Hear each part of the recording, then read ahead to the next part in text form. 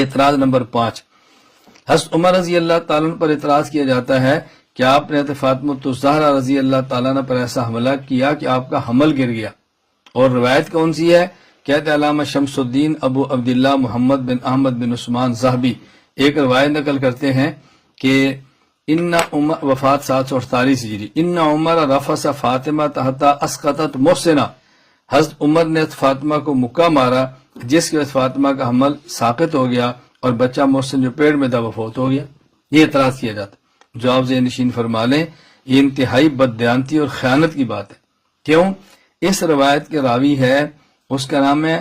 احمد، اس راوی کا نام ہے احمد بن محمد۔ یہ حضرت علامہ زاہبی رحمۃ اللہ علیہ اس پہ جرح فرما رہے ہیں کہ چونکہ اس روایت کے راوی موجود ہے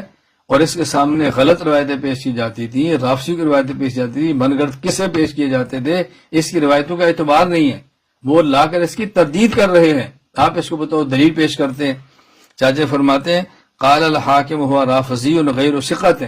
اس روایت کا راوی یہ شیعہ ہے اور یہ باعتماد نہیں ہے۔ محمد بن حماد کہتے ہیں کان مستقیم الامر عامت الدہرہ ثم فی آخر ایام کان اکثر ما یقر علیہ من المصالح حضرت ورجل یقر علی ان عمر رفس فاطمہ، آخری عمر میں اس خبیث کے ہم نے ایسی روایتیں پڑھی جانے لگی کہ اس عمر نے یہ کیا تھا اور یہ روایت اس میں سے ہے،